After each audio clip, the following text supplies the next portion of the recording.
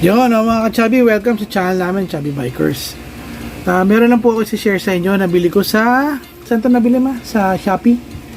Nakabili po ako ng sandals. Ito yung sandals na ganito. Sa Shopee. Napakasarap sa paa. Ito, itong ganitong klaseng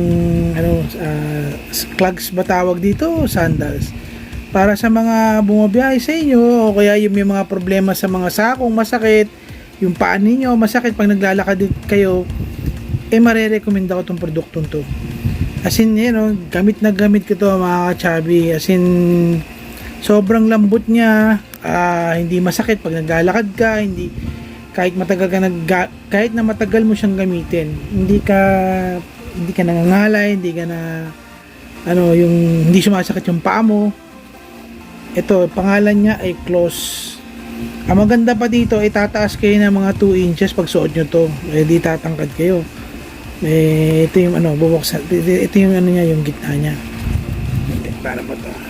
Yan, Ito mga ka-chubby, mayroon siyang ganito. Ito yung nagpapalambot sa kanya, itong cushion na to.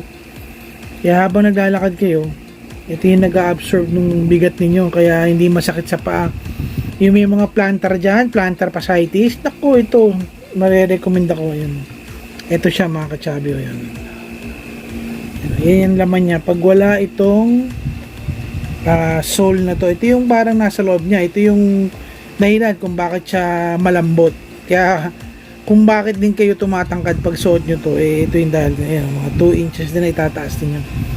Kung anong height ninyo, plus 2 kayo dito, pagka isusuot nyo tong close na to. Ilalagay ko dyan sa comment section yung link kung saan ko nabili ito para kung sakaling interesado kayong bumili ng ganito, mura lang to, 200 plus.